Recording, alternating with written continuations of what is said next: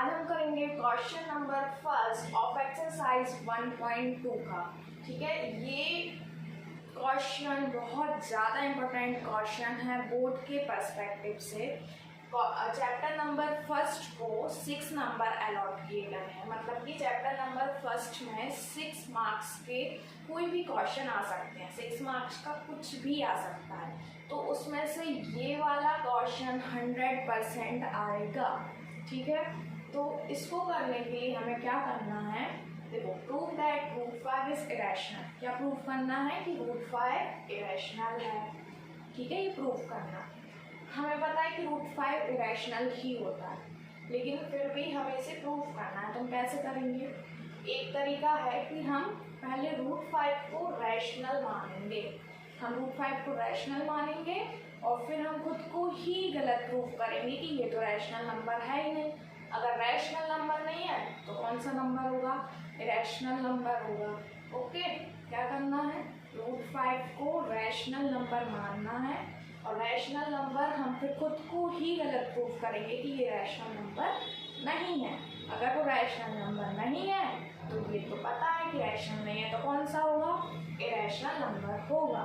ठीक है, अब रैशनल नंबर अगर हम मानते हैं कोई भी नंबर को तो उसके कुछ पॉइंट्स होते हैं। फर्स्ट पॉइंट,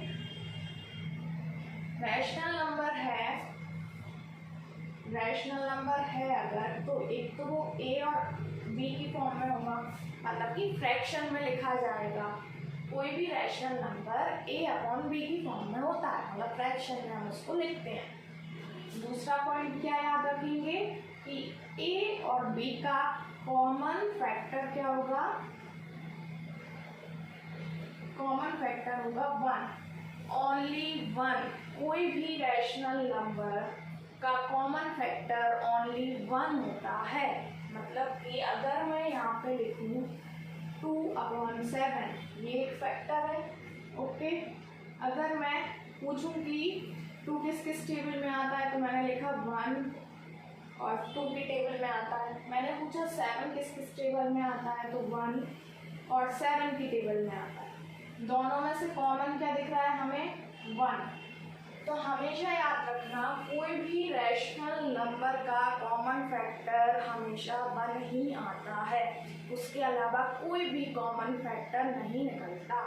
ये बहुत इंपॉर्टेंट है, ये हम आंसर्स में भी यूज करेंगे। ठीक है, तो ये दोनों चीज़ें हमें क्या करना, ध्यान में रखना है। अब हम इसको कैसे करेंगे, तो रूट 5 सबसे पहले हम एज्यूम करते हैं कि रूट 5 क्या है, एक rational number. Let us assume root 5 is rational number. ठीक है, अगर ये रैशनल नंबर है तो हम बोल सकते हैं कि हम इसको ए अपॉन बी की फॉर्म में लिख सकते हैं। ठीक है, तो लिखेंगे therefore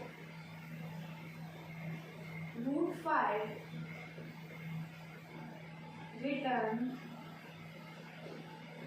in the form of a upon b. ठीक है, एंड और इनके ए और बी का कॉमन फैक्टर क्या होगा अगर रैशनल नंबर है तो, एंड ए और बी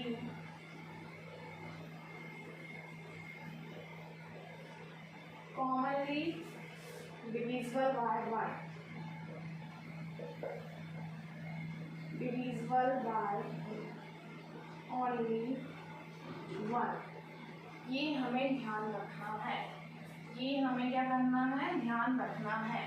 हमने एज्यूम किया कि रूट 5 रैशनल नंबर है, मान लिया कि हमने रैशनल नंबर है। ठीक है, अगर रैशनल नंबर है तो हम उसको ए अपॉन बी की फॉर्म में लिख सकते हैं और ए और बी सिर्फ किससे डिवाइड होंगे, 1 से। ओके, अब इसके बाद हम क्या करेंगे, हमने ये बोला तो क्या रूट 5 इसके इक्वल हो जाएगा, root 5 equal to a upon b. ऐसे लिख सकते हैं, रूट 5 को ऐसे लिख सकते हैं। हाँ, अब क्या करेंगे, इस b को हम इधर लेके आएंगे तो √5b equal to a। Okay, अब हम क्या करेंगे, इन दोनों में स्क्वायर लगाएंगे दोनों साइड। तो on squaring both side, on squaring both side, ये हम क्यों कर रहे हैं, हम खुद को गलत प्रूफ करेंगे कि ये रैशनल नंबर नहीं है। हम खुद को गलत प्रूफ कर देंगे कि ये रैशनल नंबर नहीं है, तो कौन सा नंबर होगा, इरेशनल नंबर होगा। ठीक है, on squaring both side √5b का whole square equals to a पर स्क्वायर, दोनों साइड स्क्वायर कर दिया। अब स्क्वायर हटाएंगे हम तो इस स्क्वायर से रूट कैंसिल हो जाएगा, तो क्या बचेगा 5, बट b पे तो स्क्वायर रहेगा तो b स्क्वायर, और ये क्या है हमारा a स्क्वायर का a स्क्वायर। अब इस 5 को अगर हम नीचे लेके आए तो यहाँ बचेगा b square equal to a square upon 5। चलो एक चीज बताओ, मैंने क्या बोला था कि a और b सिर्फ किससे डिवाइड होंगे, 1 से। a और b सिर्फ किससे डिवाइड होंगे, 1 से। लेकिन यहाँ तो हमें देखने मिल रहा है कि ये a तो 5 से डिवाइड हो रहा है। क्या देखने मिल रहा है, मैंने बोला था कि a और b सिर्फ 1 से डिवाइड होंगे। ये हमने सॉल्व किया तो हमें देखने मिल रहा कि ये a स्क्वायर तो 5 से डिवाइड हो रहा है। भाई अगर 5 से डिवाइड हो रहा है तो आधा सम तो हमारा यही सॉल्व हो गया। मैंने बोला था a और b दोनों ओनली 1 से डिवाइड होंगे, तो यहाँ पे a तो हमने कर दिया कि a तो भाई 5 से डिवाइड हो रहा है। अब सेम हम ऐसे क्या करेंगे, b को भी प्रूव करेंगे कि b भी 5 से डिवाइड हो रहा है, तो फिर हम प्रूव कर सकते हैं कि ये नंबर कैसा है, इरेशनल। ठीक है, तो यहाँ पे हमें बस एक पॉइंट लिखना है जो कि हमारी बुक में थ्योरम भी है कि a स्क्वायर अगर 5 से डिवाइड होता है, a स्क्वायर अगर 5 से डिवाइड होता है तो a भी 5 से डिवाइड हो जाएगा। अगर a स्क्वायर 5 से डिवाइड होता है तो a भी 5 से डिवाइड हो जाएगा। a square is divisible by 5, तो so a is also divisible by 5। ये क्यों लिखा हमने, इसकी क्या जरूरत थी, तो हमें तो ये प्रूफ करना था ना कि a को हमें बताना है कि वो 5 से डिवाइड हुआ है, a स्क्वायर को नहीं बताना, इसलिए हमें ये लाइन लिखनी पड़ी। अगर a स्क्वायर डिवाइड हो रहा है तो a भी डिवाइड हो जाएगा 5 से। तो भाई यहाँ तो हम रॉन्ग हो गए, मैंने तो बोला था कि a का डिवाइड सिर्फ ओनली 1 होगा, लेकिन यहाँ तो a का डिवाइड 5 से भी हो रहा है, तो यहाँ हम क्या हो गए, रॉन्ग हो गए। अब एक चीज़ बताओ मुझे, अगर मैं इन दोनों का डिवाइड करूँ, a की जगह अगर मैं कोई नंबर ले लूँ, नंबर है हमारे पास जैसे हमारे पास नंबर है 10, a की जगह हमने क्या लिखा, नंबर 10 लिखा और नीचे है 5। अगर मैं इन दोनों को डिवाइड करूँगी तो कुछ ना कुछ आंसर आएगा, है ना। 5 1 जा 5, 5 2 जा 10, तो इक्वल में कुछ तो आंसर आएगा, 2 आ गया, कुछ तो आंसर आएगा ना। अगर मैं दोनों नंबर को डिवाइड करूंगी तो कुछ ना कुछ आंसर तो आएगा ना। तो इसको हम ऐसे ही लिखेंगे। अब कैसे लिखेंगे मैम, देखो मैंने लिखा कि a किससे डिवाइड हो रहा है, 5 से डिवाइड हो रहा है, तो मैंने लिखा a डिवाइडेड बाय 5। ठीक है, लिख लिया। यहाँ मैंने ये लिखा है ना कि a किससे डिवाइड हो रहा है, 5 से डिवाइड हो रहा है, लिख लिया मैम a 5 से डिवाइड हो रहा है। अब a अगर 5 से डिवाइड हो रहा है तो कुछ तो आंसर आएगा, हमें नहीं पता क्या आएगा, है ना। a अगर 5 से डिवाइड हो रहा है तो कुछ तो आंसर आएगा, हमें नहीं पता, तो हम कुछ तो लिख लेते हैं, कुछ तो लिखा हमने, तो लिख लिया c, मान लिया कि c आंसर आएगा। इन दोनों को डिवाइड करने पर c आंसर आएगा। ठीक है, इतना लिखा। अब हम इस 5 को यहाँ लेके जाएंगे, a equal to 5c, a equal to 5c, यही हमारा आधे से ज़्यादा सम्स हो गए। आधे को a इक्वल टू 5c लिख लिया हमने। अब जैसे यहाँ पे स्क्वायरिंग की थी, अब यहाँ पे भी हम स्क्वायरिंग कर देंगे। तो ऑन स्क्वायरिंग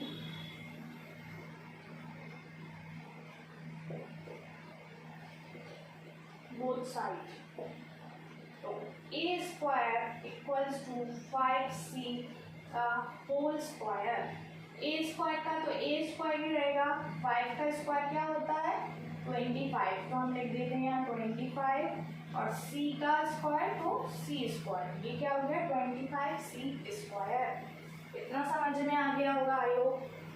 अब देखो हमारे पास a की वैल्यू पहले से ही दी है, a की वैल्यू हमारे पास क्या दी है पहले से, a की वैल्यू हमने यहाँ पे निकाली थी, आ गई ये, नहीं सॉरी a स्क्वायर की वैल्यू हमने यहाँ पर निकाली थी, ये a स्क्वायर की वैल्यू क्या है हमारे पास 5b स्क्वायर। अब हम लिखेंगे a स्क्वायर की वैल्यू की जगह लिखेंगे हम 5b स्क्वायर इक्वल्स टू में ये जो लिखा है भाई का भाई 25c स्क्वायर। ओके, अब हम c स्क्वायर को अगर यहीं छोड़ दें और 25 को नीचे ले आए तो क्या होगा 5b square upon 25 equal to c square. इसको काट दे रहे हैं हम, 5 1 जा 5, 5 5 सा 25। ओ मैम आपने तो बोला था कि b तो बस 1 से डिवाइड होगा, b तो 5 से भी डिवाइड हो रहा है। मैम ने तो बोला था कि b तो 1 से डिवाइड होगा, बट b तो 5 से भी डिवाइड हो रहा है। तो हम यहाँ पे होते हैं गलत, a भी 5 से डिवाइड हो रहा है, b भी 5 से डिवाइड हो रहा है, बट आपने तो बोला था 1 से होगा। अगर 1 से नहीं हो रहा तो ये रैशनल नंबर तो है ही नहीं, तो ये कौन सा नंबर होगा इरैशनल नंबर। ये हमने कर दिया प्रूफ। ठीक है, अब हम इसको लिखेंगे कैसे, इसको कैसे लिखेंगे, therefore a and b both are divisible by 5। हमने प्रूफ कर दिया कि a भी 5 से डिवाइड हो रहा है, b भी 5 से डिवाइड हो रहा है। हम यहाँ पे ये वाली लाइन सेम वापस लिखेंगे यहाँ पे कि b square is divisible by 5, therefore b is also divisible by 5। ठीक है, यहाँ पे जो लाइन लिखी थी वो यहाँ पे भी लिखी होगी। तो हमने प्रूफ कर दिया कि a भी 5 से डिवाइड हो रहा है, b भी 5 से डिवाइड हो रहा है, मतलब कि ये रैशनल नंबर नहीं है, क्योंकि ये 1 से डिवाइड नहीं हो रहा है, तो 5 से डिवाइड हो रहा है।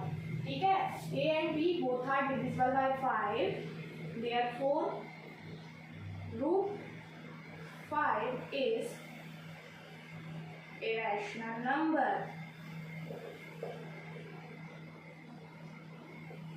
√5 is irrational number। हमने प्रूफ कर दिया, तो यहाँ लिखेंगे hence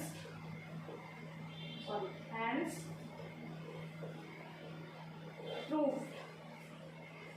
आई होप समझ में आ गया होगा। मैंने बहुत ज़्यादा इजी लैंग्वेज में समझाने की कोशिश की है और बहुत ज़्यादा इंपॉर्टेंट क्वेश्चन है। समझ ना आए तो आप मुझे कमेंट करना, मैं वापस से समझा दूँगी। लेकिन देखो क्या करना है, सबसे पहले हमें √5 को एज्यूम करना है कि वो रैशनल नंबर है। अगर रैशनल नंबर है तो हम उसको a/b की फॉर्म में लिख सकते हैं।